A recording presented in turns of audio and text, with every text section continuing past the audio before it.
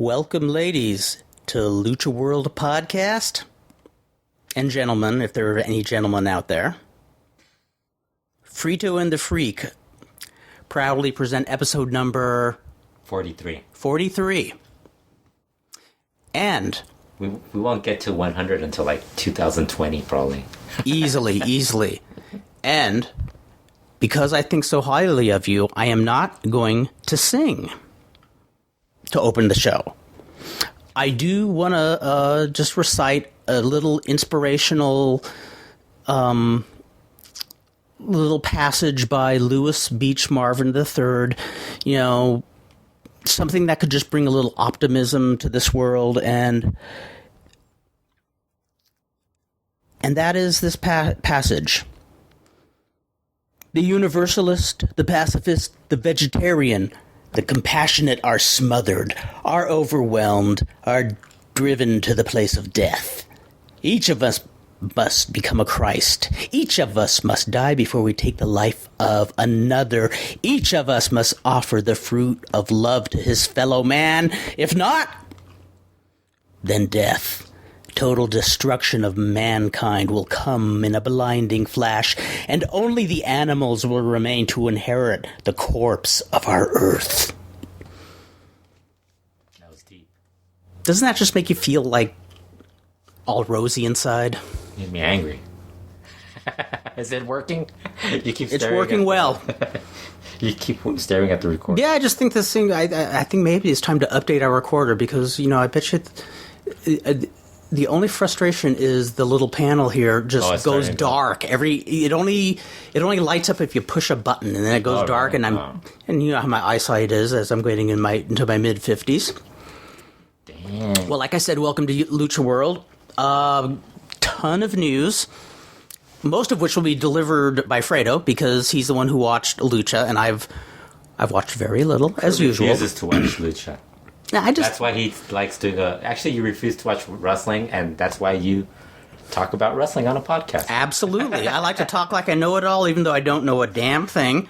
You're like the Brian Alvarez, the likable Brian Alvarez, the one who runs the interview, who leads it. Who you don't lead it. Nope, I don't. I just wander chaotically, aimlessly. I'm just kidding about that. Brian's very likable. Yes, he is. He's actually a very likable guy. He's actually a nice guy, so I don't... He is, yes. I just want to throw out I'm not saying that sarcastically. We mean it. I want to just give a personal thanks to Brian Westcott, a Cauliflower Alley Club member who surprised me, sending me a DVD of Tales of Masked Men and The Man in the Silver Mask, the children's Lucha book. And I especially appreciate that because he really knows my attention span. I do well with children's books. I can usually read them very quickly, That's cool. Finish it before I fall asleep.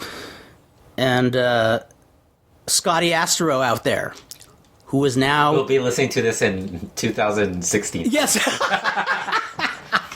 So he'll get it when he will listen to it when, indeed, the animals will inherit the corpse of our Earth. When he tells us about this, we'll have already forgotten about it. I feel bad, but... Well, when he wrestles, he now does the Negro Casas bump. Oh, he does? Cool. And he was kind enough to actually say, I stole the bump from you, which is awesome because I stole it from Negro Casas. And I know Scotty Astro... I'd love to see a video because I know already that he probably does it 5 times as well as I do. So, way to go. I dig it. I dig it, Scotty Astro. Also want to briefly want to plug our friend who is returning to promoting Superboy. Fusion Pro Wrestling returns to July 5th. Yes. And what are you going to ask me, Fredo? I know you want to ask me something Are about you going? July 5th is Elena's birthday. Is Elena going? No, and if I took her, that would be 28 years of marriage gone. This would be a great birthday gift. To who? For whom? I'm sure Elena would enjoy it. Actually, I think she would enjoy No, she'd get a kick out of it. The women that go and the fans. I don't think she'd dig it on her birthday is all. But I am glad that the Moro family is up and running again, promoting. Damien's going to be on that show. Is he really? Yeah, Damien 666. Very cool. Yeah. It's always good seeing him. Very cool guy. You should go. Have her introduce him to Elena. Behave yourself. Behave yourself, Fredo. I can't. I've been watching in Busca de un Idolo. I need to, like... You need to vent. Instead of venting, you like to take it out on other people. Yes. And you're tired of being frustrated and angry, so you're trying to make other people frustrated and angry. And the worst thing is I have to write about it after every show. I'm not watching it right now, by the way. That's right. And you're probably resentful because you're taking the bullet for me. You tell me how lame it is this year. You're not the only one I tell how lame it is. I think there's a lot of people who, like, know I've read it and find out that it's lame. But everybody, if you go on Facebook and look up Fusion Pro Wrestling, they have a Facebook page. The coolest thing is the arena where recent UIPW shows and this show will be run is right across the street from where Gil's Gym used to stand. Same place? Yeah. Mm-hmm. Cool. That's where we interviewed the Traumas. That's right. Yeah. Very cool interview.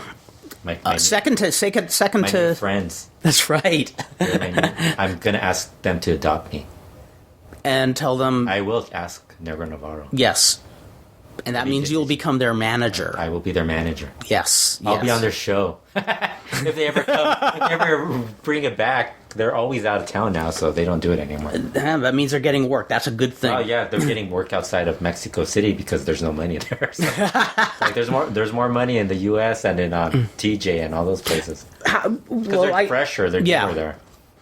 And okay, I know they're not making in Mexico City. How about like other states in Mexico? And yeah, they're going out. Like they're going to other places. Are payoffs decent there for an indie worker, or depends on who you ask in Mexico.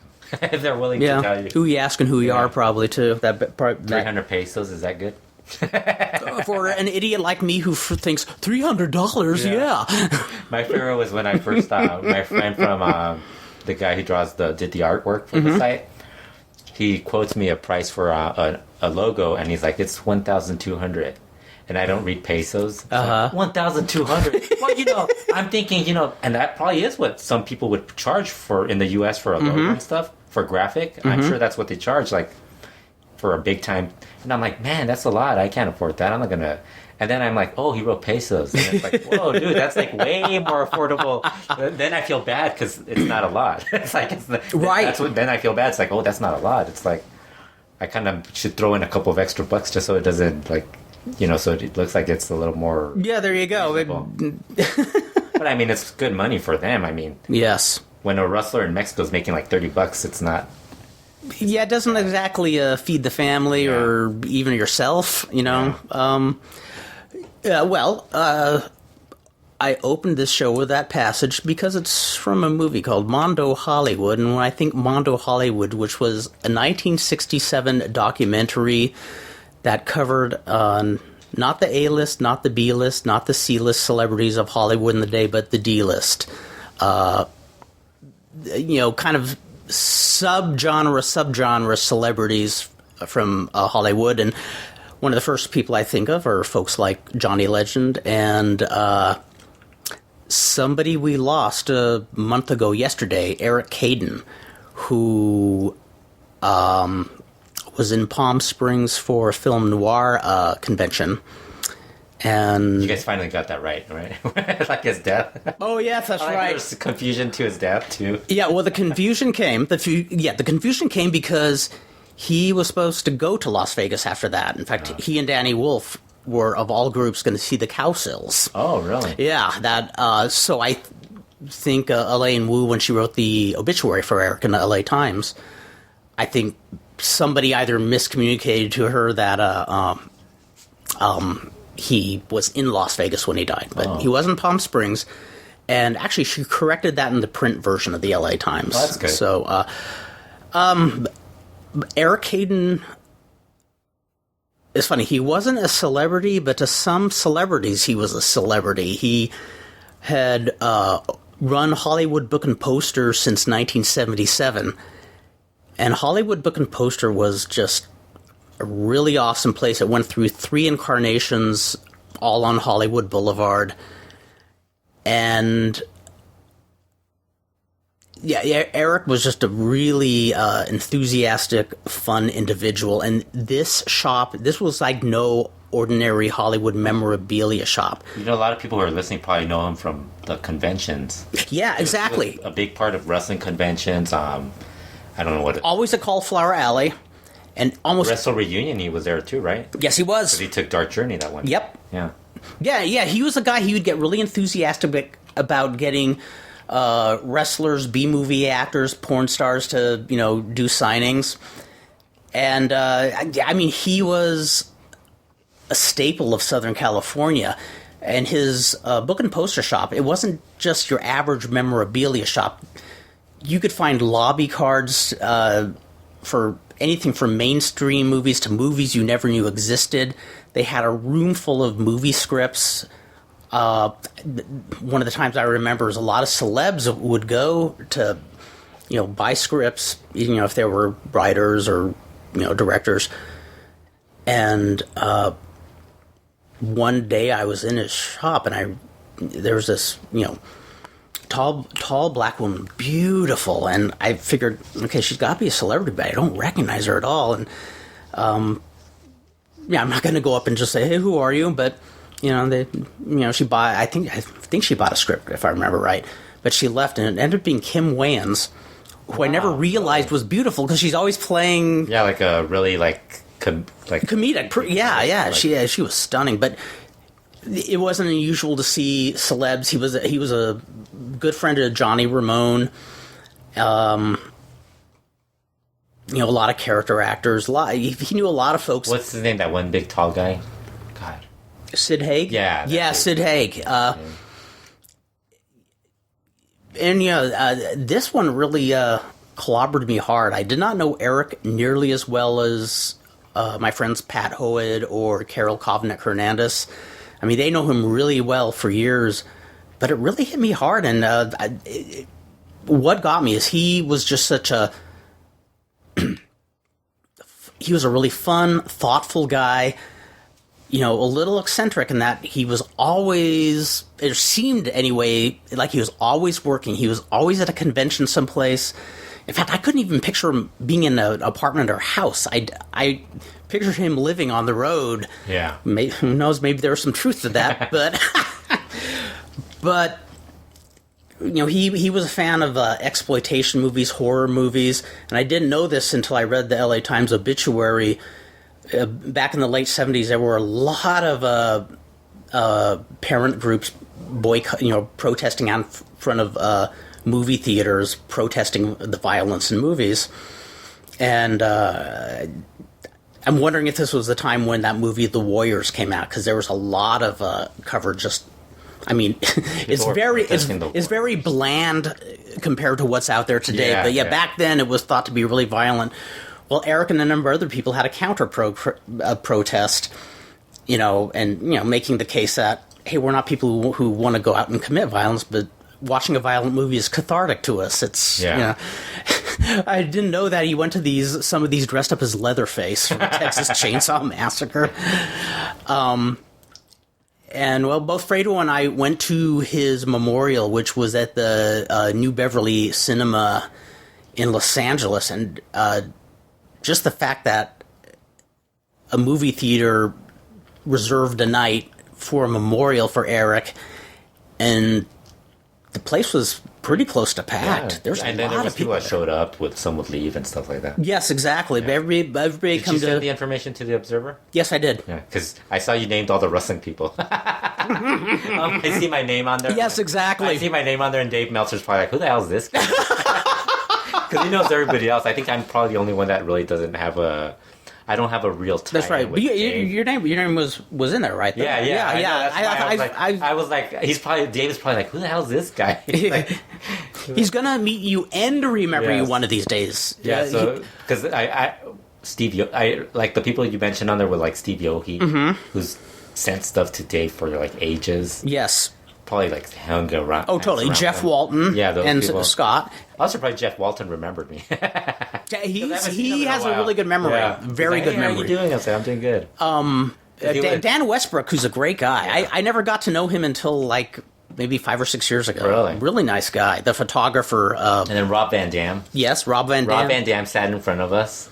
Yes, that's right. You guys, it was weird because I was sitting like a seat away from you guys, and since Ricky Ataki was behind me, I had to be a little more respectful. Yeah. you don't know how to act at these memorials. Oh, exactly. So then you guys are sitting on the side, and I didn't say anything, but Rob Van Dam shows up with his vape, That's right, his little vape pen. And like he's getting high in the Eric probably wouldn't want it any other way. And it looks like he's falling asleep. So then Pat Howitt comes back. For those who don't know Pat Howitt, he's Larry Rivera from XPW. He returns. He sits down and he's like just he's looking around. And he looks at Rob Van Dam, and then he points at you guys. It's Rob Van Dam. Rob Van Dam. I was like, and I just smiled because I was like, oh, that's funny. Yeah, because Eric actually arranged a signing where both Rob Van Dam and Jean-Claude Van Dam were signing at the same booth, same day. It was his dream. Yeah. Well, in fact, one of the things I just loved his sheer enthusiasm, even though he had been around the industry for years and. He never bragged about it, but he could have bragged about who he knows. But I remember I wrote an article in Wrestling World magazine about like wrestling in the movies, and I remember going to his shop and just asking, "Hey, is there some stuff I could buy that I could use?" And when I was telling about some of the Lucha movies, this was another really cool thing about Eric. He was a huge Lucha fan, especially old school El Santo and Blue Demon. He used to go to TJ all the time, too. Yes, he did. Yeah, he did. And sometimes he'd go just to buy wrestling masks wholesale. But I remember I'm going through his stuff, and he had a treasure trove of stuff I didn't expect to find. There was this really great 8x10 of Rito Romero. And I wanted that right away because my favorite wrestling movie ever is La Ultima Lucha, where Romero, has a pretty big role. And when Eric sees it, he goes, "Oh, Rito Romero," and he's thinking, "Is he still alive?" And at the time, Rito Romero was alive. And I'm going, yeah. And I said, because I interviewed Luthez once, and Luthez, he said he was one of the luckiest wrestlers ever because. He married a woman, and it ended up the woman was very wealthy, and so wow, really? Yeah. And when I told him that, he was just like so enthused and is asking all these questions like a fan. Did you want to have him over like for convention? He would have. Oh God, if I gave him Rito Romero and Rita Moreno or something, some sort of like tie-in, like. That would be. He would have done. If you said that to him, he would have pursued it. He would have pursued it. Like Rita and Rito. Yes. I mean, his mind was 24/7 in motion. Like you see why him and Johnny Legend were friends. Yes. Because I mean, Johnny Legend's like that too. Like constant. The mind's always on thinking of 15 different projects at once. There and you're like, he's like planning to leave because he's like so wired and stuff. Exactly. It's a classic ADHD in a positive way. I mean, it makes him Johnny Legend. Yeah. And then the other thing is when I went to purchase his stuff, he wouldn't charge me for the stuff I was using in the article. Didn't even ask for a mention, even though I plugged the store in the article. And then he thanked me for it, which was even cooler, being that he didn't charge me and didn't ask for anything in return. Oh, that's cool. And one of the things I think you remember, somebody, I can't remember which person was speaking at the memorial, talked about how if you were a fan of somebody really obscure, which a lot of the people who go to a store are, really and most offbeat of those people stuff. there were. Exactly.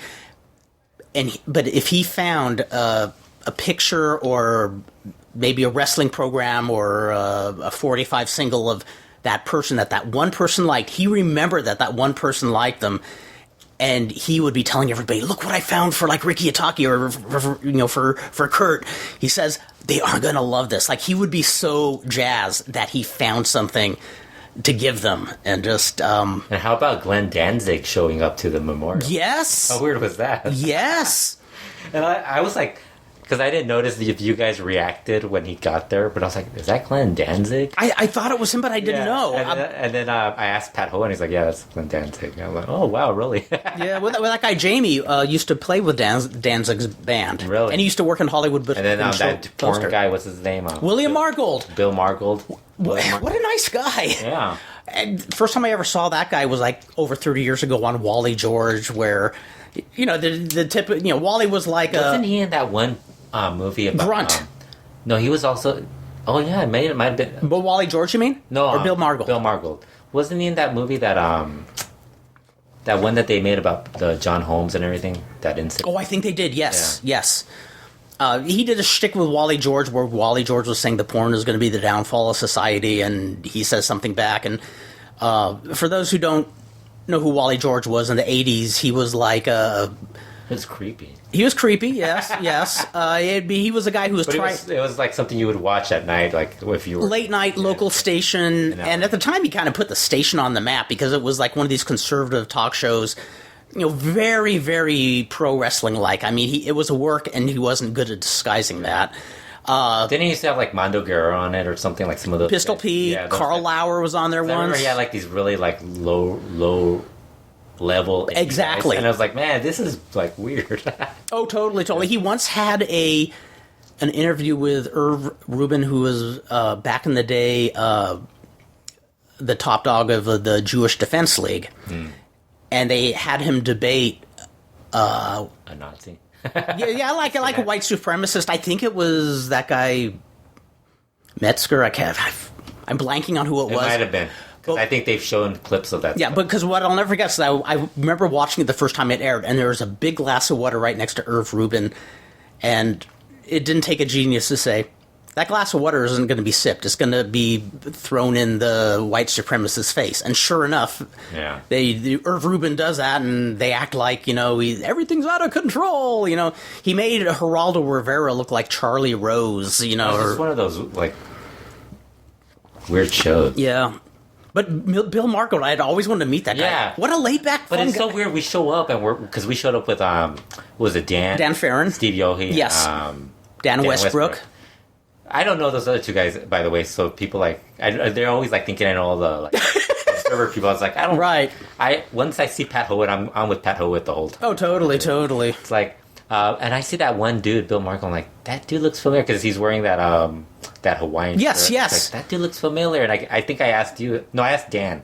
I go, Dan, who is that guy? And he's like, I think that's Bill Margold. I'm like, oh. Yeah, I had seen him porn, right? And you know how bad I am at faces. I recognize him right away. Yeah.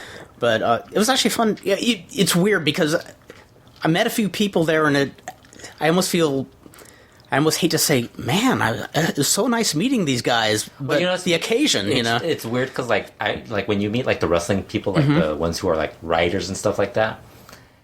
Some of them, like you could tell the difference between the guys who are really like more of a approachable. Mm-hmm. Yes. And you have the guys who are kind of more introverted. They want to be invisible. Yeah, so it's like so they know you. Yeah.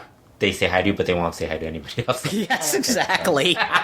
It's like one of those weird things. But like that guy, I was surprised. Like he just went over and started talking to us. Like he's so approachable. Yeah, he was just talking to us. Like yeah, he was actually fun talking with. There was somebody else who was talking to me. I can't remember who. I think it was a guy who was with him.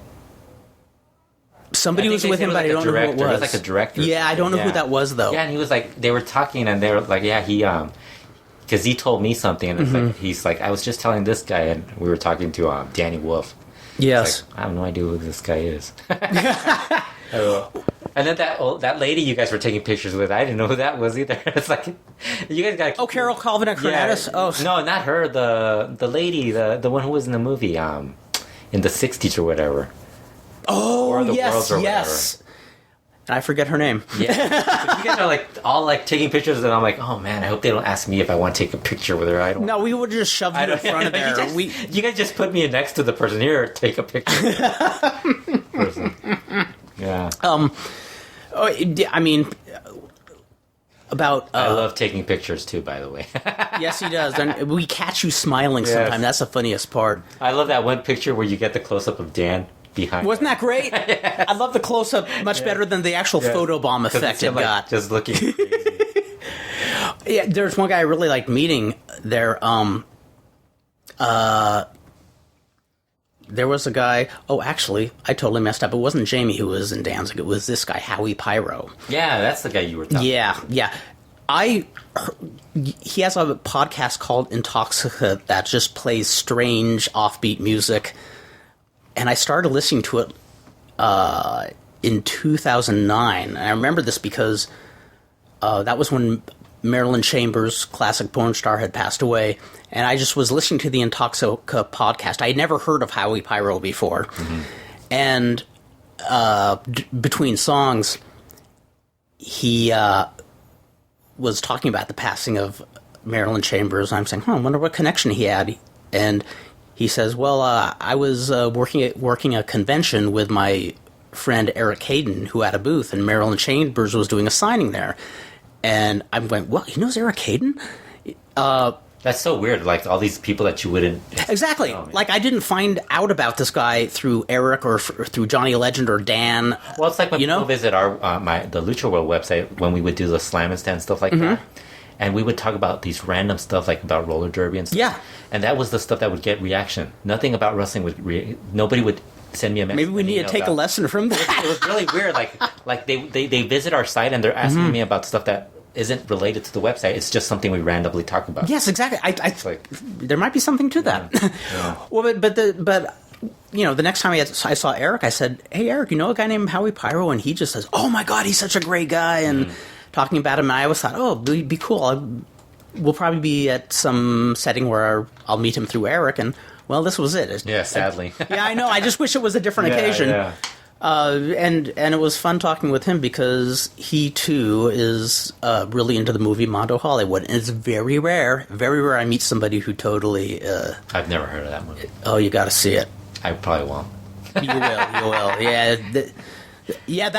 I'm going to make you watch it one of these days. Yes, you will. I will watch it. You'll probably watch Bobby Zavala versus Blue Panther in that lightning match from like 2 years ago. Okay, if I watch that, will you watch Mondo Hollywood? No, because that's only like a 10-minute match, Relampago. Okay, send me another hour's worth. You know what? You're going to have to watch the entire... Kurt will have to watch the entire En Busca de un Idolo from this year. From this year, and then you will watch Mondo Hollywood. Then I will watch Mondo Hollywood. Okay. So I probably will have to be until September. The heat is on. Yeah. By the second match, and everybody who's been watching CML En Busca de Idolo will say that Kurt is going to regret watching this tournament. I'll feel like the cat in. The only good stuff is all the judges are being very like. Tirantes is usually good. I was going to say, he was really the star of the show last year. It's like, the other guys, Hijo de Gladiador and all the other guys are kind of crappy, so... It's like, you think they'd think it out who could do a good presentation like this instead of... well, anyway, just, that was a pretty lengthy tribute to Eric, but he deserves it, and gonna really, really miss this guy. I started writing stuff about him. I started and stopped twice just because just not in the right framework. And I realized, I just really like the guy, and I hope he knows how much people dug him, because I think a lot of people were seeing him as an unsung hero who didn't get recognized, but that guy had so many friends. How about his cousin being one of the directors for Lion King? I never knew that either. Another thing he never bragged about. Yeah, well, maybe he wasn't that close to him. Although the guy said they were close. Yeah. I mean, the fact that he went and visited him, that's close. Considering our family, that's pretty close. Just mentioning them by name, that's pretty good. But no, he was always a surprise. I'd always be surprised by the people he knew and just the things he was into. I never knew he was an acid head when he was younger. Yeah. That was a trip. Well, I only knew about the wrestling stuff, so that was like, I didn't really know about the other stuff. So I knew at the Hollywood Book and Poster and all that stuff, but since I always saw him on conventions and at wrestling shows, I never thought about the right about all the other facets. I remember the first time I met him, we went to that incredibly strange wrestling show, because the first one we went to, I don't think he was there, or I didn't really notice him. I think he wasn't there. It was the one at the Fangoria convention in Pasadena. Convention, where he just runs into the ring, and I go over and I tell you, who are those two crazy guys in the just jumping into the ring and clowning around? And you're like, oh, that's Eric, and I can't remember who the other guy was. He'd have a different guy who was a non-wrestler, too, and he would always wrestle as a masked character called D.P. Dunphy, who would wrestle somebody, but he wouldn't lose to the opponent. He'd lose to the foreign object, like a ladder pinned him for a 3 count. Oh, he was wrestling a blind man one night, and the blind man fell over, but the cane hit Eric. And that was in Fangoria, right? Yes, that was the one. Yeah. Yeah. So it was fun sending in news results saying a stepladder pinned Eric Caidin, or DP Dunphy rather. Oh. I hear Elvis Presley music. Or is that the song Orally? I like how we do podcasts and the phone just randomly rings. Well, we have to have an equivalent of Conan taking a bong hit, so that's the best we can do. We should probably talk about the other person who passed away recently. Dusty Rhodes. The American Dream, Dusty Rhodes. Yeah. Your favorite wrestler, right? Didn't you say that? He was your favorite wrestler or something? When we first met? Yeah. I did say that. Yeah. No, I didn't. No, you did? He was one of your favorites. Yeah, well, he's somebody I learned to appreciate in hindsight. When I was younger... You weren't a fan of? No, when I was like... Or you really didn't see him that much, did you? No, and I didn't... Not being from the South, I didn't get him. So you got him in the 80s? That's when you... Yeah, it was gradually over time. I'm thinking to myself, this guy, this bleach blonde, pasty, white guy who just... over the top, but it wasn't until I went to Georgia where I understood why other people dug him. Mm-hmm. That's because the South is a bunch of crazy people. We're gonna make a lot of friends here. We're gonna make a lot of friends. They're not sophisticated like us Californians. That's right. They don't drink organic date shakes and burn incense at the Moonfire Ranch. Come on, Fredo. Your favorite character in wrestling is a parrot. Absolutely, and rightfully so. Well, that's exactly. Well, I was in that phase where, there are a lot of smarks. I was a huge Dusty Rhodes fan, though. I did like him. When did I start liking him? Well, one, I was really amazed when I saw that famous angle where there are 5 people all over him in a cage match in the Omni. I think that was the first time I ever saw him live. And just seeing the people's reaction blew me away. Because I saw some heated reaction on the LA shows, even in the kind of dying days, but I'd never seen somebody react to an angle like that. Yeah. And now in hindsight, what really won me over forever is what we were talking about earlier, is a few years back when he saw Pimpinela Escarlata and said something like, "Oh man, where was this guy when I was booking Florida? We would have pushed that guy." That's when I said, this guy is cool. But no, as years went by, I started realizing, yeah, Dynamite Kid was athletic and really solid. But as I got older, I'm seeing, well, there's a big cost to that, and he didn't take very good care of his opponents, even by his own account. Yeah. And well, that's not... I think kind of like with Dusty Rhodes, when I watched them, was like towards the end when the NWA was kind of like starting to, guys were leaving to WWF. Yeah. So then you kind of got tired of, you're like, man, this guy's still in the main event again. Oh, exactly. Well, in early 80s... because I saw him when he was hot, because it's weird, NWA, Crockett, 86 was great, then all of a sudden it, started, sputtering around when they bought the UWF, and, really didn't do enough with those guys. Yes. And then, it really kind of fell apart in 88. Oh, it really did. You just had all these guys leaving, and you still had Dusty Rhodes. And as over as Dusty was, he was pushing himself so hard that he wasn't in that spot anymore. But I like how everybody forgets, the bad points of oh, God, yeah. And there's a lot of critical stuff about him. Well, that was one of the most critical things was that period where he's, one, pushing himself as one of the top dogs when he's kind of ready to do something different. Yeah, because you wanted to see Sting and Dr. Death. Yeah. Because that was at that point, that was your vision of what wrestling was. Well, and also early 80s was when I first started watching Japan tapes. Yeah. And so I just saw how just athletic they were and just thought, this is what wrestling should be like. But, as I got older, I started appreciating people who could do the most with the least. Somebody who can...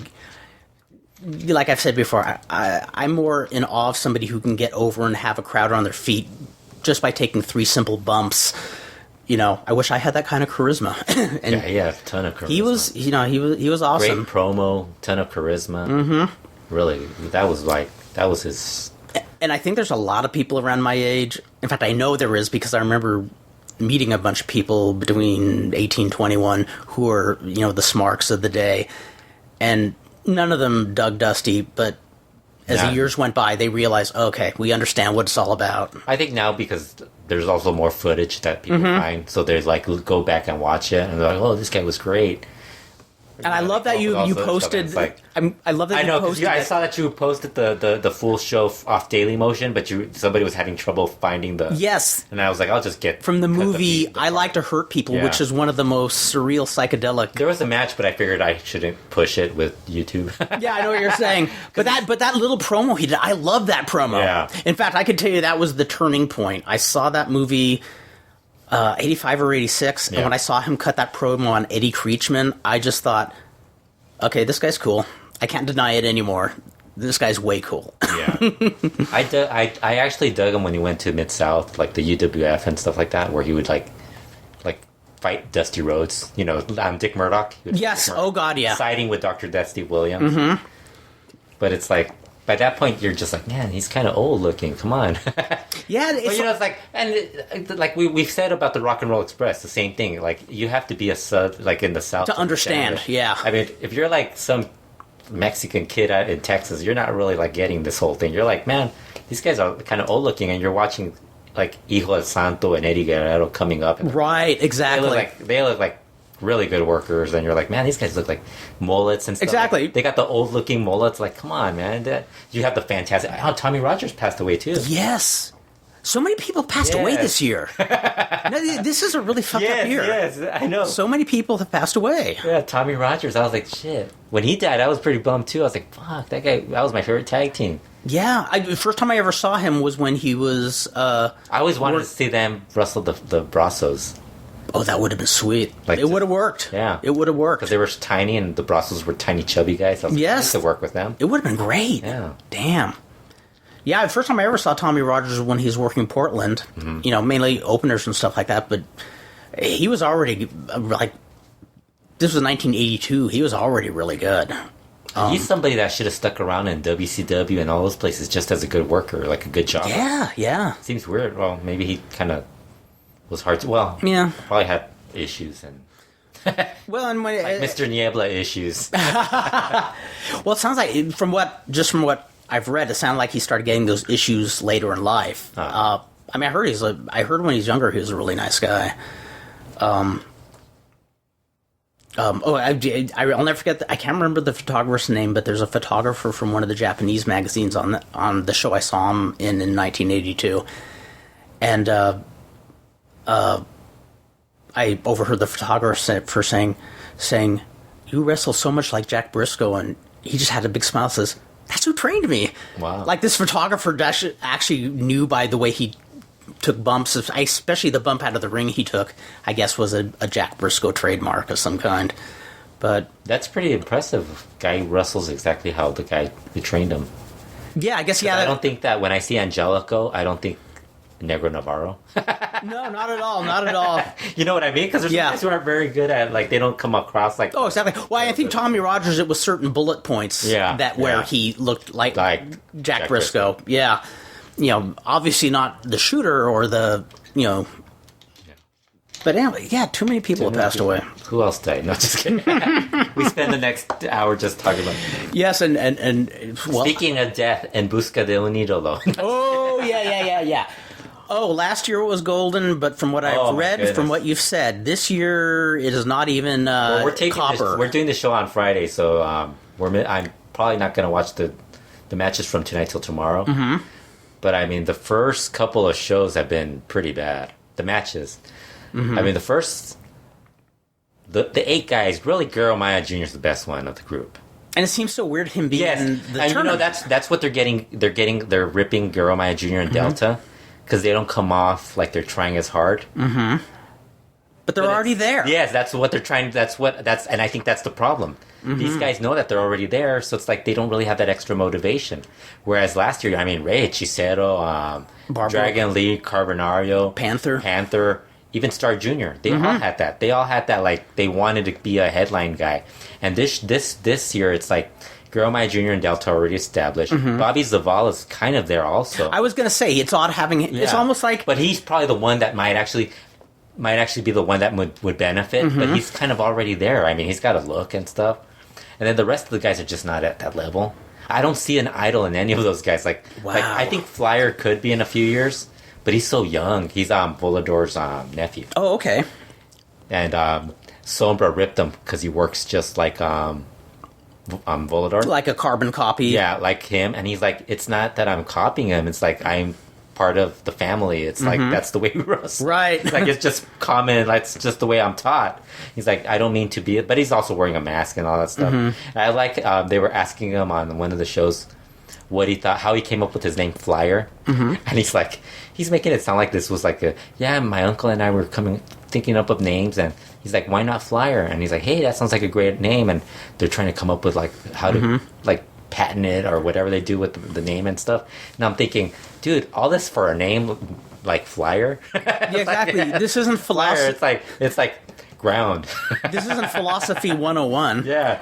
I want him to team with a guy called Landlubber. Canelo Casas is horrible. I heard.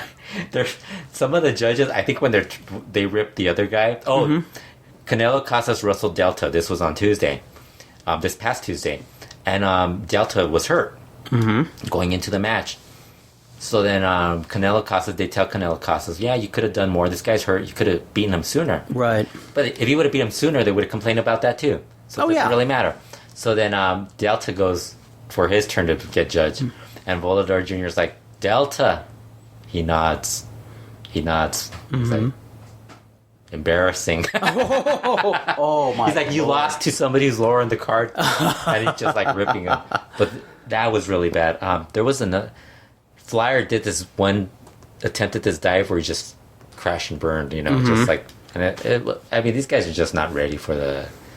It's just not. It's weird how they had a treasure trove of guys last year. Yeah, and I think that's what happened. I thought they were taking so long that maybe they were going to forget about it because maybe they didn't think there was anybody there. But I mean, also Canelo Casas isn't very good. Flyer's like probably a year away from being capable of doing that. And I bet they could find some indie talent. Disturbio is a good talent, but he doesn't. He needs to change his look a little bit because he doesn't look like a main event caliber guy. Esfinge is the one they're trying to push. I'm sorry, who? Esfinge. Okay. He's from Guadalajara. Tirantes gave him a 10 for an average match, so the fix is in. Yeah. So, but he's average. He looks like the Sin Cara that's right now in WWE. That's the way he wrestles. Wow. Very average. Like very. Who else is there? There's somebody else I'm forgetting. Can't remember who else. But it's just a lame year. Yeah, it's just a bad year. I even forget the other person's name. Wow, and I have to watch it. And now you have to watch it to remember that one guy's name. Yes. Yeah, Tirantes is great, though. He's been coming up with some pretty good stuff at points. Vero Maya Jr. Volador Jr. accused him of wrestling like an 80s wrestler. He's like, you got to do more, you got to be more innovative. You got to do more stuff that's current. It's like, because this 80s stuff isn't going to get you over with the fans. So they go to Tirantes, and Tirantes stands up, and he's like, you should. Everybody in the back should be embarrassed because none of them can work the style that you're doing. It's like, because back in the 80s, that's where real idols existed. He's like, and you remind me of one of those guys. Tirantes, he's a star of the show, but you still need a good supporting cast. Yeah, and then the other problem is he gives them this praise, but then the points he gives them is very low. He told Bobby Zavala not to worry about the points he gives them, so it's like, oh, that's funny. I think they're kind of already picking the points or something. There must be like something to the point totals. Tirantes is really good. Shocker, this is basically Shocker. Socrates won. There was an ancient philosopher named Socrates who said, if being guapo was so easy, we'd all be guapos. This is every single person. He says this. Hijo de Gladiador basically repeats what everybody else says, and then he mentions that nobody's showing any fire. Which is true. There's nobody showing fire. Because nobody has that. I even mentioned it. I go, nobody has shown any that they want to win it. I know that sounds probably a very naive, idiotic thing for me to say, but I assume, they're using these guys because they already have some sort of affiliation with CMLL. Yeah. But aren't there... I mean, for a show that you're actually going to televise and want to push, I'm sure there's some indie guys who are very good that they could pick out. They could have had a great one if they had indie guys. Yeah. Or even just like a couple of two CMLL guys and maybe everybody else be half CMLL, half indie. Yeah, exactly. It's because I mean maybe one of them makes it. Yeah, why go to your own cupboard if you don't have any good herbs in it? Some of the guys, they say some mean shit too. It's like, it's like, I don't know if I would. I mean, I'm pretty sure they tell the guys it's all work. Don't get too upset about it. Right. But I mean, Guerrero Negro Jr. never showed up again in CMLL. So wow. I'm guessing there's enough of a feeling where it's like, because Delta's getting grilled for how bad he looked in that match with Canelo Casas. They're too nice to Canelo Casas because he's a Casas. That's basically it. But it's really bad. That's interesting. Well, that's too bad because it was such a... That was the one show that I watched every week last year. I mean, that was fun. I'm sure it'll pick up at some point if they get rid of some of the crappier guys. AAA had Verano de Escandalo. Did you watch it? Of course not. Of course not. You don't have pay-per-views. Yeah, full disclosure. You don't watch pay-per-views. I watch very little wrestling. Yes. That show was pretty good. Up until the fourth match, and then it just went off the rails. And what was the turning point? Actually, the Alas de Oro match was really good. I would recommend, if anybody's listening to this, to watch that. Just a bunch of crazy shit done in the match. Really? Dives. They start with dives, like, immediately. Wow. First thing that happens is dives. A lot of innovative stuff. Phoenix gets hurt. He separated his... he fractured his shoulder or something, or separated it or something. Doing a spot where that suplex spot where they drop him on the apron. Oh yes. Well, he got hurt. It's a dumb move, but it's like you knew somebody was going to get hurt. You know the weirdest thing? He's down for like a couple of minutes. Obviously hurt. The doctor goes over and checks on him. He gets back in the ring and he does a dive off the rope. He climbs on the top rope and does like a foot stomp or something. And he gets up and he's still in pain. And they have to. Wow. He's crying on the stretcher as they're rolling, as they're taking him out. Wow. Yeah, that was really good. What was it? Drago ended up winning it. They had Laredo Kid as the surprise luchador. Mm-hmm. He was gonna supposedly go to WWE. Right. I don't know if that's not going to happen or what that... Because I think he mentioned he was going to start in July or something. But I'm guessing that might not happen. Yeah, and this is... That also... A lot of those guys take a long time to go to WWE. Remember, like, it takes them, like... Some of them show up by surprise. Others take some... Yeah, exactly. And it seems like the umpteenth time where either the wrestler misunderstood that he was going to WWE or WWE was going to sign them and decide, nah, let's not. Yeah, because he worked a dark match without a mask too. So he wore a mask. He did the Laredo Kid gimmick there. He was in because supposedly they thought the little they have like a surprise luchador thing. Kurt, don't lose. Oh, sorry. Don't go blind. Getting sweat in my eyes. Oh, Kurt's sweating. Yes. Well, that's because we're talking wrestling, but I'm thinking of Amapola, so I'm sweating. Yeah, so they have the little surprise luchador thing on, and it looked like it was going to be Flamita. Yep. But Flamita was working. Flamita was working the. You don't have to leave those things on. Flamita was working CaraLucha, the match you watched, which I loved. So we knew he wasn't going to be at. We kind of figured there was going to be some sort of issue. Yes. Although people kind of tried to talk to me, it's a plane right away. Where, but I don't really fall for that stuff because I don't believe like guys show up on time anyways. You could tell me it's possible, but it's probably I'm not gonna believe. Not it. probable. Yeah. Especially when you have some sort of clout. Yeah. So then Drago ended up winning that, which was really good. He beat Aerostar, I think, for that. The cage match was Jack Evans versus Angelico. Mm-hmm. No, Jack Evans and Angelico versus Scoria and Cuervo. It was a hair match. Mm-hmm. That was good too. And then they got to the AAA mega title match between Alberto and Brian Cage.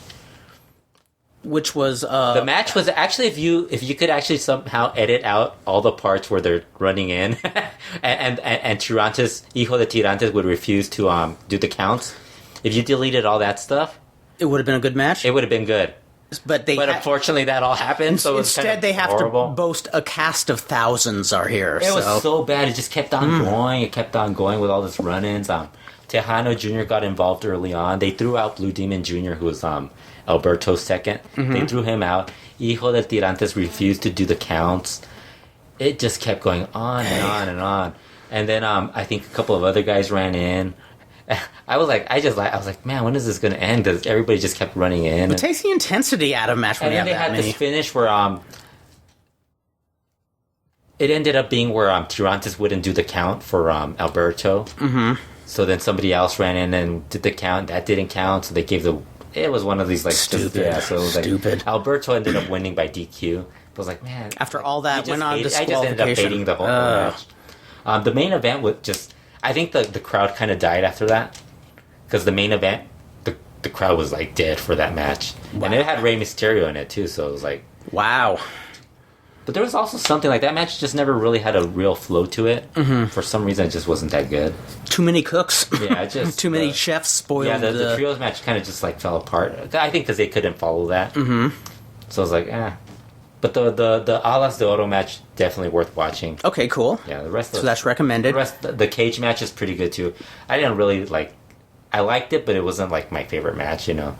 Yeah. I just think because they did so much in that one other match, I was like, yeah, they're not going to do anything.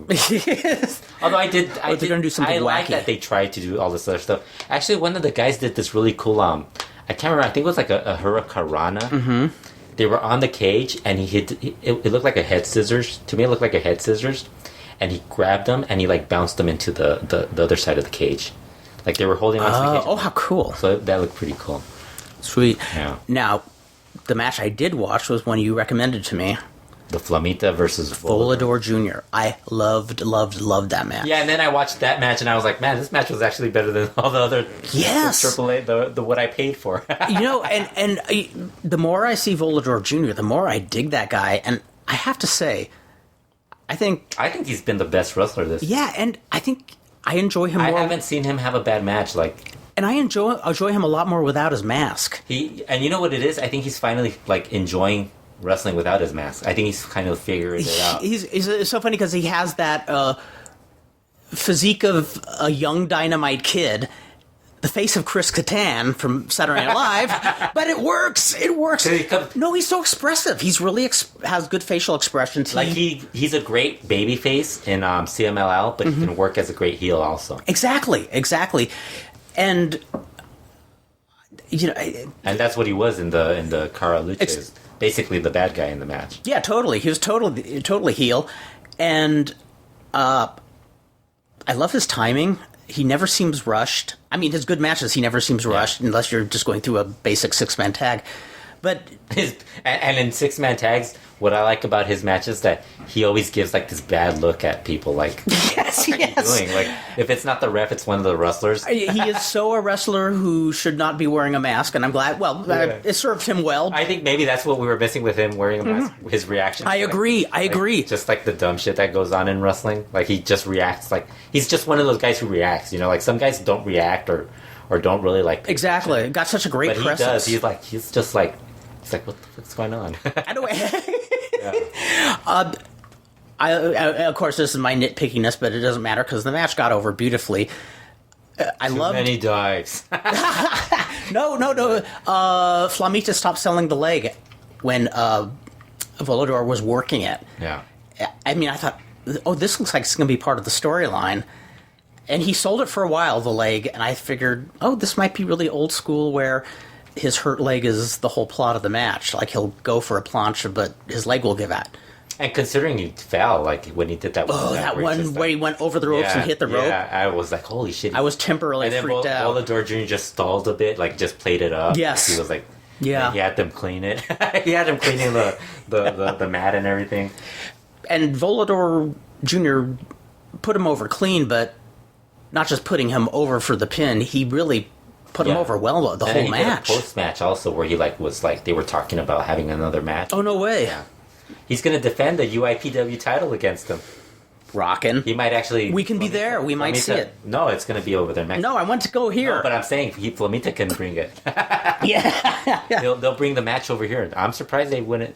I would do it. And I dug Flamita. I really haven't seen him before. We could tell Kerry to bring the match over here. What? Yeah. We could. UIPW. Maybe he will. He probably will. You never know. He could have it on Superboy's show. That'd be Superboy bitchin'. will be like, we'll have it on my show. My birthday bash. That'd be bitchin'. When's his birthday bash? In August. I think it's August, yes. Yeah, that was actually a really good match.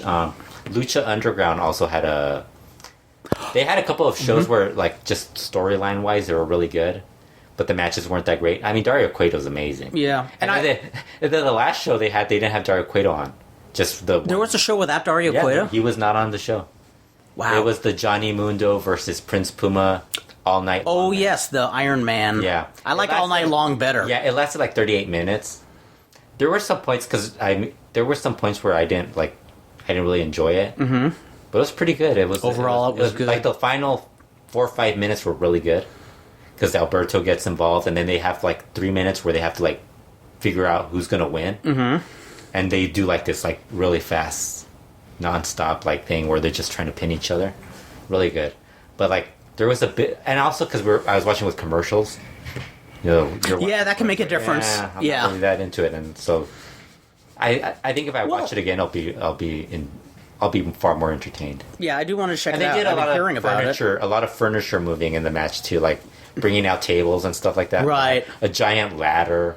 I did like Johnny Mundo to stall time because he was ahead. Mm-hmm. And I even wrote on Twitter, I go, why doesn't he just stall time? Now that's old school. Because he was ahead 4-1. Right. So I said, why doesn't he just stall time? So he climbs all the way to the top where the band is. Yes. And so he's like just standing there drinking water, and he's like tells the band, play a song. And they start playing a song, and he's just like pretending like to be very entertained. And then Prince Puma, I think he gets up there, or like they follow him around, and they fight around the building and everything. It was really good. Oh, cool. Really good. I recommend watching that match.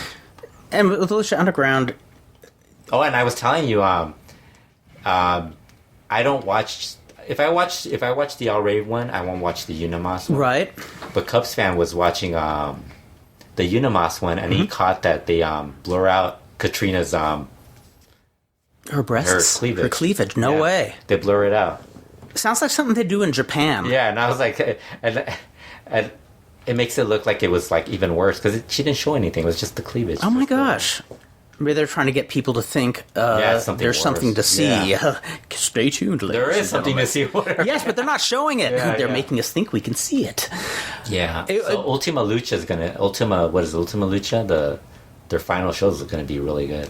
That's very cool. By the time you get to that show, the irony is I have not watched any of the new episodes. What was the last episode you watched? Because you watched one while you were sick. Because you told me about it. It was the one. Oh, I really liked it. It was one with a Son of Havoc, Angelico, and Ivelisse. Yeah, why can't I remember the name? I feel old. You're Dave Meltzer. You're just like Dave Meltzer. No, that's the real reason. They can't remember the ring announcer's name, Melissa Santos. How can you not remember her name? She's hot. I just remember her face and her physique, but I don't remember her name. I got to be honest. Yeah. No, well, that's why I got sick 4 times in the last couple of months because I'm trying to emulate Dave Meltzer. He's been sick, and maybe if I got sick 4 times, I would get his work ethic. I don't have his work ethic. His cough is contagious, man. None of us have his work ethic. I know, totally. Just writing like on a weekly basis, like what Dave and Cubs fan do. Oh, I know. It's like, well, Dave does it on one newsletter, but Cubs does it on a daily basis. Yeah, Dave's like a more focused Johnny Legend who just does a few projects but rarely sleeps, and except he doesn't live on coffee and cigarettes. That's a big difference. But this was interesting. I was over at my brother-in-law's, and he had DVR'd some episodes of Lucha Underground, and we actually watched the very first episode. Oh, really? Isn't that like me to watch an episode I've already seen? That was even the good one. But you know what's funny is, you know me, when I watch wrestling, I try to step out of the box and think, okay, if I was a casual viewer and didn't know much about wrestling, would this make sense? He enjoyed it, but like about halfway through, he says, I really like this. This reminds me so much of the wrestling shows when we were kids, referring to Channel 13 wrestling in Los Angeles. Except with a faster paced type of match. Exactly, and bigger production values. Yeah. But it's like you had short matches, good promos. You didn't have these soliloquies that went 20 minutes. They'd be brief promos or you don't interviews. have Triple H talking for 20 minutes. Yeah, exactly. And the show's not 3 hours long. It's 3 hours long. But I sat back and said, this is the closest thing to wrestling the way they aired it when I was a kid. Kind kind of like a vehicle of short matches and good to the point interviews, well edited. Of course, back then they didn't edit it, but they knew it was short and sweet is probably what's going to entertain the masses. I watched NXT this past week's NXT. I think it was Samoa Joe versus Kevin Owens. Oh, yes.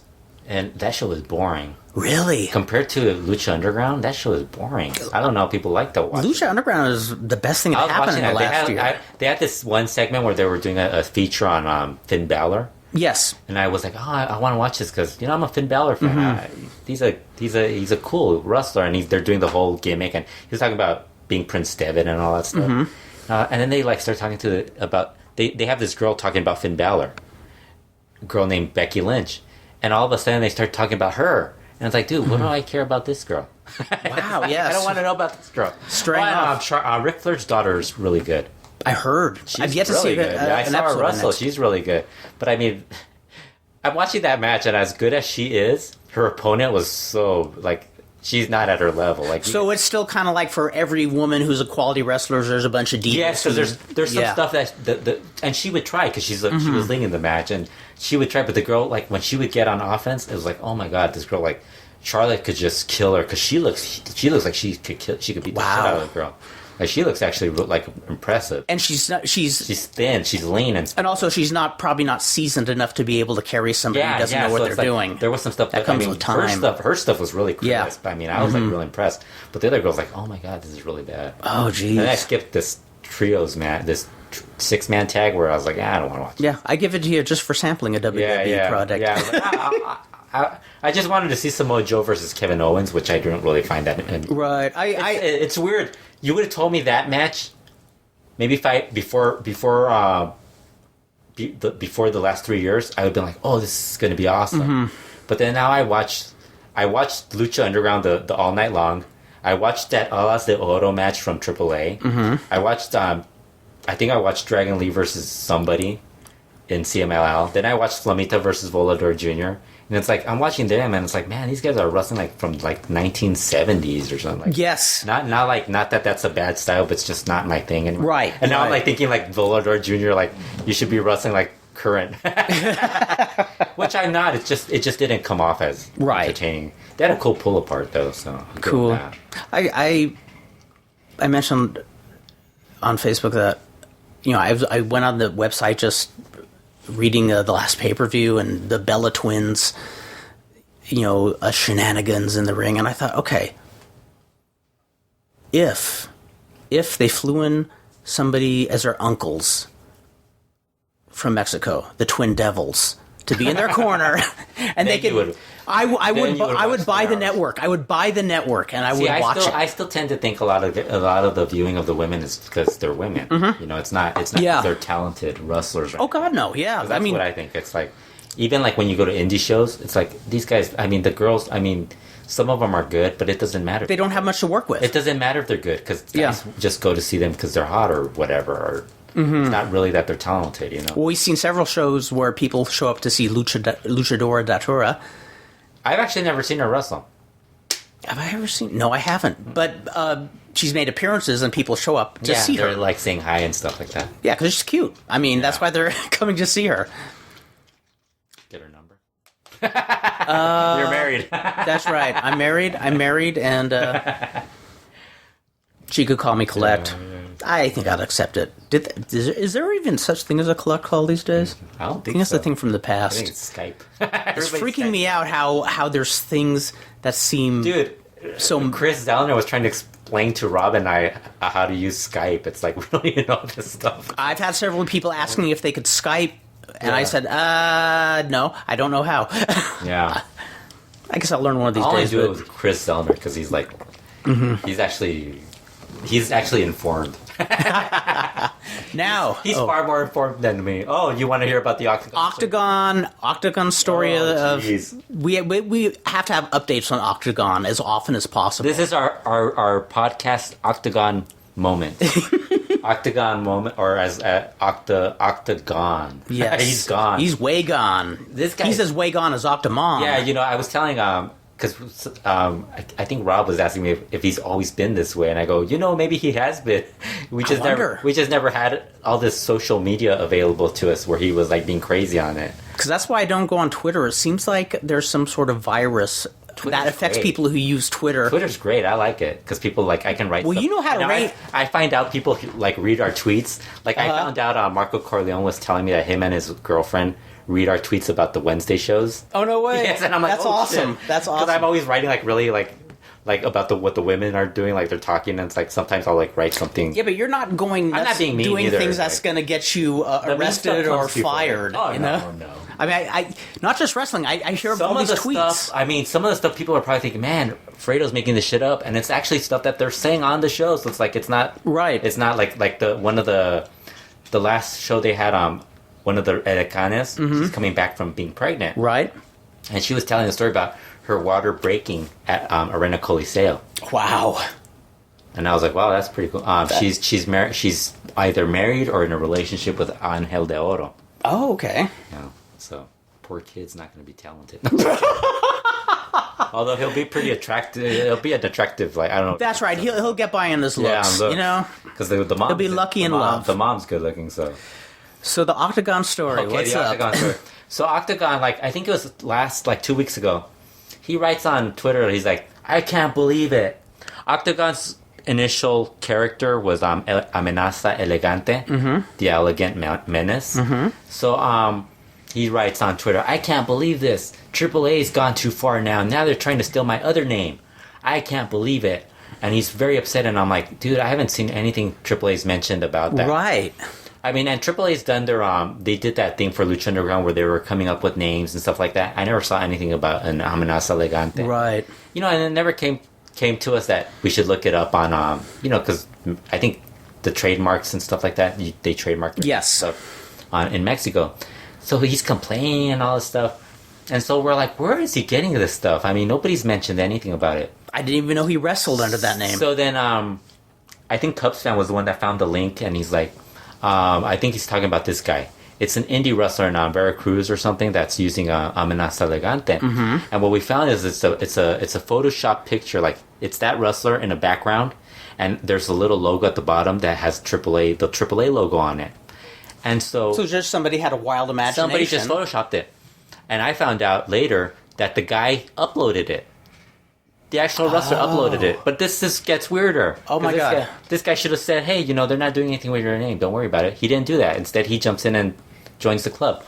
So then all the fans are all riled up and like, "Oh, that's AAA always stealing names, doing all this shit," and I'm like, "Dude, nobody's done anything." So then Super Luchas wrote out a story about how it turns out Octagon and this guy who wrestles as Amenaza Elegante are compadres. They've known each other for years, and apparently Octagon gave him the permission. So you would think they're on the same page with all this. Yeah, then Octagon's like, yeah, that's my bad. I forgot that I gave him the name. So then I noticed that they're still complaining about AAA taking the name. So I'm like, why is he still complaining about AAA taking the name if he's never... I go, and so I write, how come Super Luchas didn't contact AAA? And their webmaster's like, we never got any memo or anything from them asking us if we knew anything about this. So it's like, I finally decided I thought about asking Octagon. So I tweet Octagon. I go, Octagon, are you gonna get upset at your are you gonna scold your compadre for using your name? And he's like, no. He's like, I gave him permission. He's like, it was all in good fun. He's like, this was all different from the AAA situation. And I'm like, AAA? different from AAA situation? No. This was part of the problem. AAA had nothing to do with it. What it was somebody put it on that picture, and I guess he must have seen the picture and assumed AAA was stealing his name. And that's not... I can't get it through his thick skull. Oh my god. That AAA was never going to do anything. I think and it doesn't matter. I think he just wants to do it just to get publicity. Yeah, just to keep himself visible with a little... Keep himself like him versus AAA as a big deal. Scandal and controversy. Yeah. I just hope he doesn't go over to CML out because it's just going to be another issue. Like, oh god. Just a pain in the ass. Well, he's horrible. And also just what I've heard, it sounds like a lot of people are kind of burned out on dealing with him.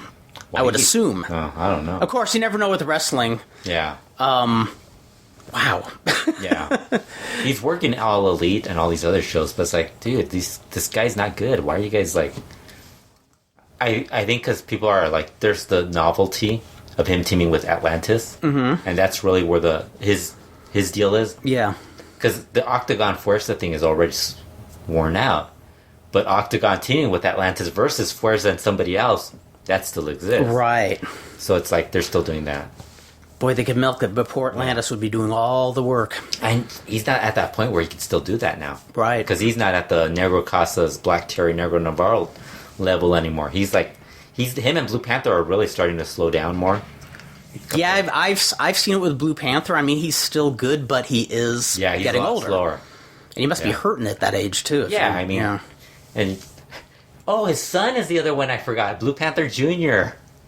Okay, yes. He was horrible, man. He's what? He's not Blue Panther. He's not his brother either.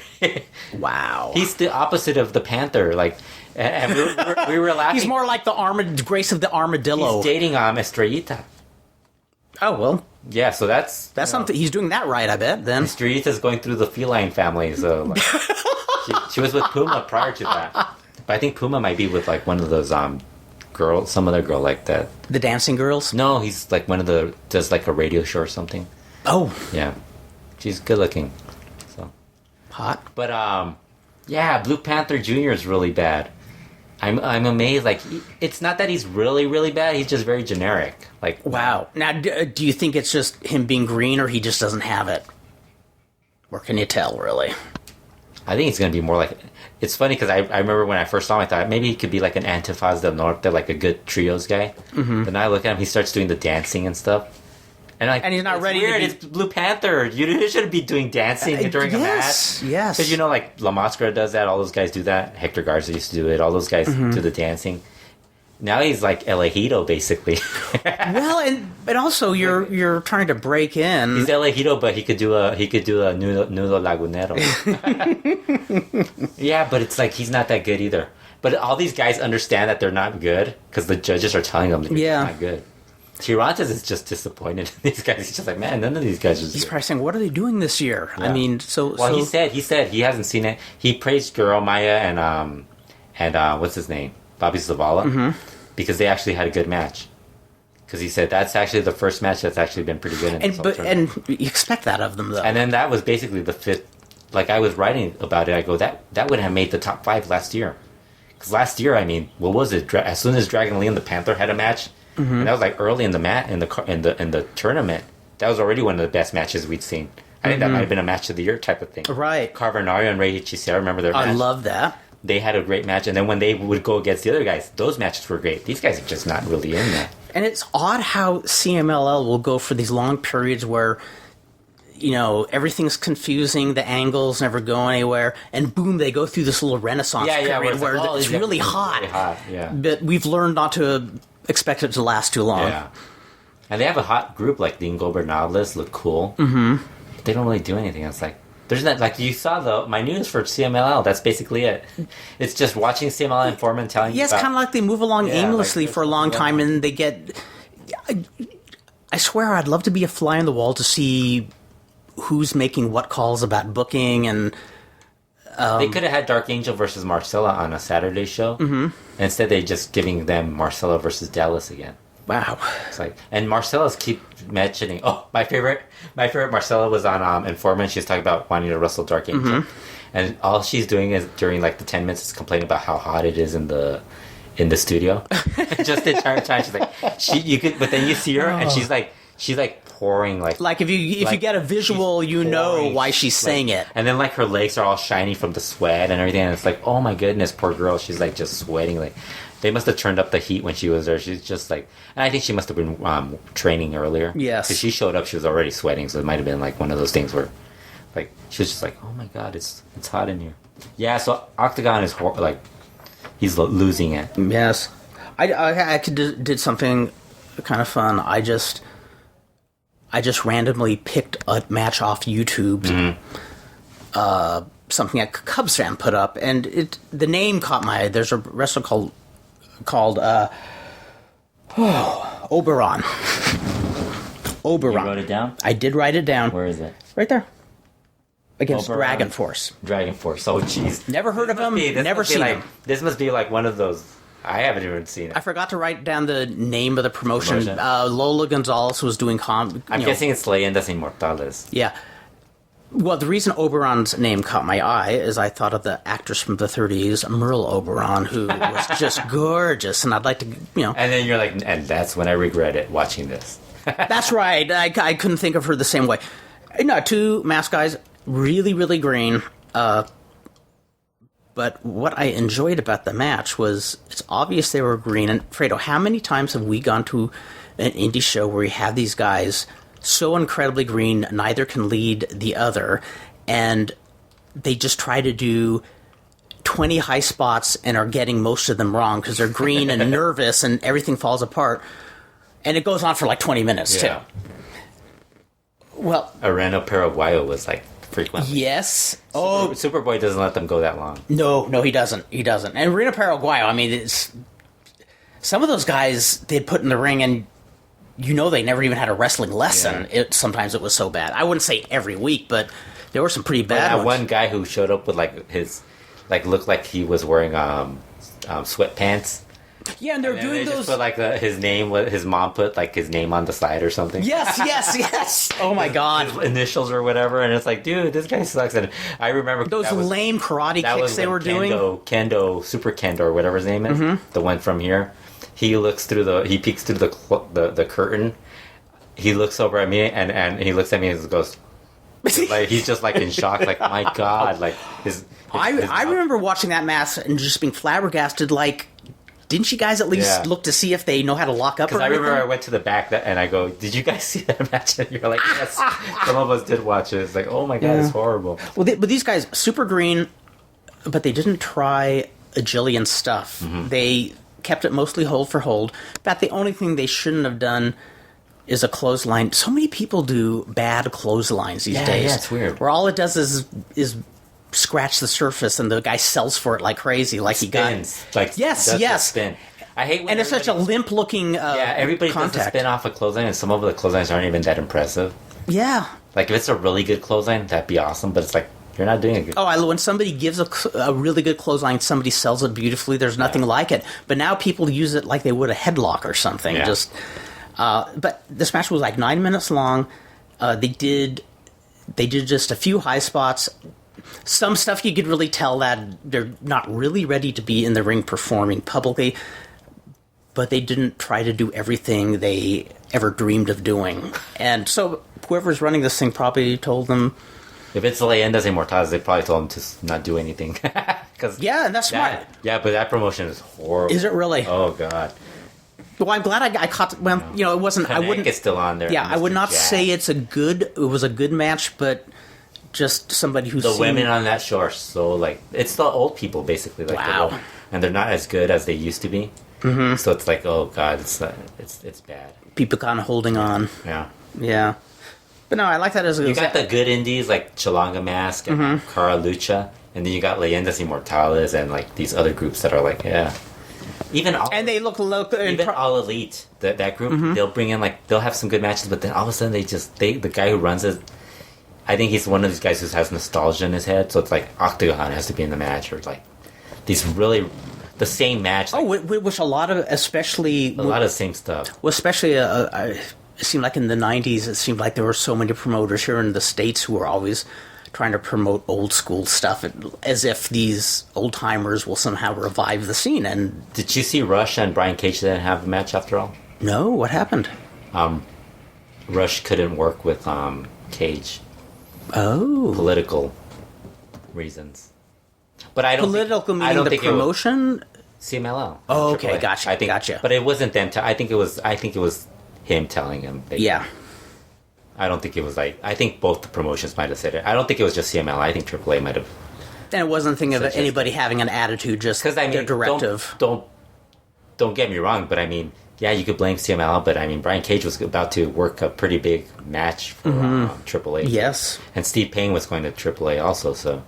Because they turned it into a tag match. Okay. And then they had Steve Payne teaming with Cage, and they had Rush teaming up with Mysterioso. So what, Mysterioso's going to do the job? Yep. There's just too much. So they switched it around where they had Misterioso and Little Cholo versus Cage and Steve Payne. And then they had Rush. You didn't see Rush kick the hell out of our friend Acero Dorado? What? They put Rush in the match with Acero Dorado and those guys. Oh, okay. So Rush kicked the shit out of... really? Yeah. Oh, my Lord. Yeah. Yeah, there's a chop fest where Rush tells him harder. Because Rush likes that. Yes, he likes the stiff chops. So Acero Dorado's chopping him, and he's chopping him back. I'm like, oh, man, we missed it. I know, and Acero Dorado was probably having the time of his life. Yeah. The way he loves to smack people with a weightlifting belt, yeah, he gets smacked back. Stuff, man. Yeah. I mean, at first I was saying, God, he's being hard on these guys, but I realized, he likes to take it, too. Yeah. Well, very cool. Yeah. Well... Anything else you want to talk about? No. Anything else you want to know? Any updates? Anything you want to... No, I think this is good. Anything else in Lucha that you want me to tell you about? Lucha, you want me to tell you about the Lucha World Cup? Nah. Unless what? It was alright. It wasn't that. Nothing to write home about, but decent. This is the first time I call it the Lucha World Cup. Because Yeah. I just want people to know that I will be running a Lucha World Cup pretty soon. Yes. I will be countering that with the Lucha World Cup. Only we will have all indie guys. Exactly. Well, just to avoid... We're going to have 8 teams representing 8 different barrios in Los Angeles. So you'll have Team Boyle Heights, Team Walnut Kills. Yes. Team... Holt Street. Team Kudai or whatever. Cudahy. Yeah. Cudahy. Team... Holt Street. We need our Pomona Holt Street. Team Chino Hills or whatever. Team Anaheim Hills. We'll just find like the and Azusa. Don't forget Azusa. Yes. Team, and then it'll be like all that, and we'll have like a giant trophy.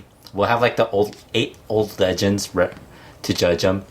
They had 8 legends, like 8 or 9 legends judging them. I'm like, man, I bet those guys are like falling asleep. Well, just so you don't run into trademark troubles, why don't we call it Why would I go run into trademark troubles? I own Lucha World. I know you do, but just in case, don't call it it would be the Lucha World coffee mug. Oh, okay. It'll be this big giant mug that has coffee stains all around we'll have like a wrestler like leaning into it. Like we'll just like Photoshop a wrestler going. That's right. Yes. Yes. And we'll say like world's greatest luchador on the mug. Yeah. Oh, we're there. That is a great idea. Lucha Yes. World coffee mug. We got to do There it. you go. We're there. We're there. We'll have Steve Payne on there. Exactly. He is an LA guy, so. Yep, and a cool one. Well, let's see what all the AAA. Oh, we could get all the AAA people on here since they're getting booked in the. That would be US now. sweet. Let's start. Pentagon Jr. We'll tell him it's Lucha World coffee mug. He'll be like, "What?" They would be jealous. And I'll tell him because you guys stole Lucha Yeah, World exactly. from me. And tell them they should be thankful. They didn't steal it from me. because They asked nobody for it. can have too many coffee mugs. They Take it from me. You can never have too many coffee mugs. I liked that they went out of their way to call it every single name possible, from Lucha World Cup, Lucha Libre World Cup, Victoria World Cup, AAA World Cup. They came up like 5 different ways to say it.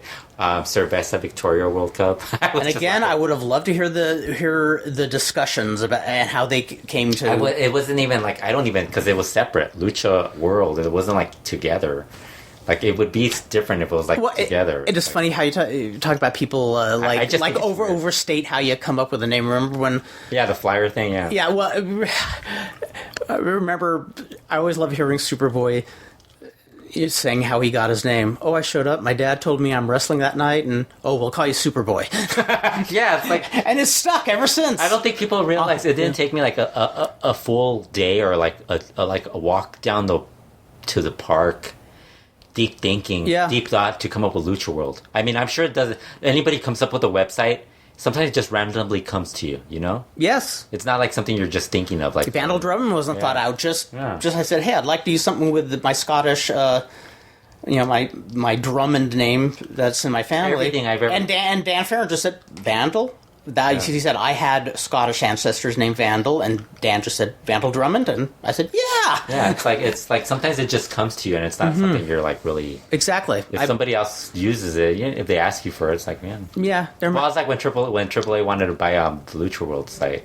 That would have been cool. Yeah, that would have been cool. That's fine. I would have probably sold it. You know, I Yes. could come up with something else. Then you'd be Lucha Galaxy. I would have had like I would have had money in my bank account. Yeah, or if you didn't want to look like you're trying to overshadow them, Lucha Trailer Park. Yeah. We'll start Well, there. I think they bought the Lucha World Cup domain name too, so I think if they would have asked me, I would have been like, go ahead. Although I don't know how to sell that stuff, so it would have been a little more complicated. They would have required them explaining to me how to Having to sign, how to sign contracts, Yes. how to sign papers, what you can and how cannot to send it, how to send them the domain name Yes, and everything. yes. Like, how do I forward that to you guys? I do not know how to do that stuff. permission of what. 'Cause I've had people ask me for the name, and it's like they were willing to buy it, and I was like, I don't know how to do that shit. Why are you guys asking me for this? It's like, it's just something I enjoy doing. I was going to say, it probably have to be a pretty high ticket price for you to go through the hassle of Yeah, trying yeah, to figure so it's like- it would have to be I would worth probably it. have to charge, like, I would actually have to, like, get some, just to, like, do it. Because, like, that would probably be the only reason I would probably charge, because I wouldn't want to, like, have to hassle through, like, domain registration and all that stuff. It's like, yeah, pain in the ass. Well, So, Kurt, watch Dragon Lee versus Negro Casas. Did I you will watch watch- that? I have not yet. Oh, man, but that was good. I have to watch that. I also have to watch the Busca de un Idolo. Busca en Idolo. I can never remember the name. En Busca de un Idolo? Yeah, and that's not because it's in Spanish. Just because I'm dim in the head. I'm becoming more of a space cadet every year. Watch Canelo Casas matches. Yes, and get ready to get psyched up to watch Mondo Hollywood. I'm telling you. Yeah, right. Mm-hmm. I think there's better odds of me watching that movie than you watching En Busca de un Idolo. We'll find out. We'll find out. Somehow I'll end up watching it by mistake, whereas you'll like have that option of watching En Busca de un Idolo and you'll never watch it. It'll be on YouTube. Mm-hmm. You probably just read it. You'll probably just end up reading my recaps of it. No, I'll find something that wasn't included in the recap. Yes. It's gonna become a mission now. Critique Yes, my recaps now. Alfredo, you did not mention this. In better your than recap. critiquing your kneecaps. I mean, that would be just sad. Yes, that Although I'm sure somebody does that to their friends. You haven't been watching any Turtles matches? Ninja Turtle matches? No, but I will. That is one thing I will watch again. I Probably plan on watching those. Probably next week. the present day Ninja Turtles. All of them. All of them. Just Turtles from Japan, Turtles in That should be a from the contest. past. How many Ninja Turtle matches, teams? wrestling matches. How many different people have teamed as the Ninja Turtles? Yeah. I think you'd lose count. There's probably more. There's probably more than we actually know. Oh yeah, I bet there was tons of them. Because there were guys in the U.S. dressed as Ninja Turtles, wasn't there? Yes, there was. Yes, there Cowabunga, wasn't he a turtle? that wasn't that and their Memphis? their shout phrase.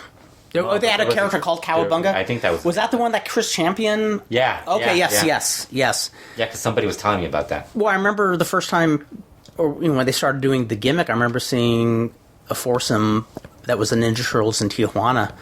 I don't know who they were, but they were damn good. Well, those were the UWA ones, weren't they? Those were the UWO ones. I wasn't sure if that was them or not. 'Cause there's two Because I think there were spin-offs CMLL ones. afterwards. Because the CML ones were spin-offs from the UWA ones.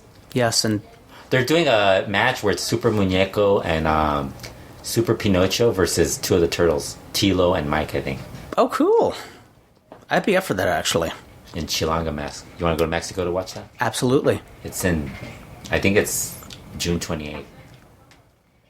Aren't you busy that day? Well, June 27th, again, it'd be a deal breaker because the day I know. before's our You keep anniversary. getting into trouble. Yeah, I do. If I actually made you go, you'd be in trouble.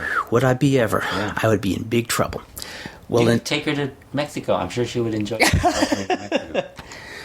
well, hopefully we won't have such a huge gap between now and our next podcast. No one will die, hopefully. Oh, yeah, babe, stay healthy out there. We'll all try to do the same thing. All you rustlers out there, Right on. Stay healthy. Stay safe. Yes. no matter And- how old you are. And keep on trucking. Yeah.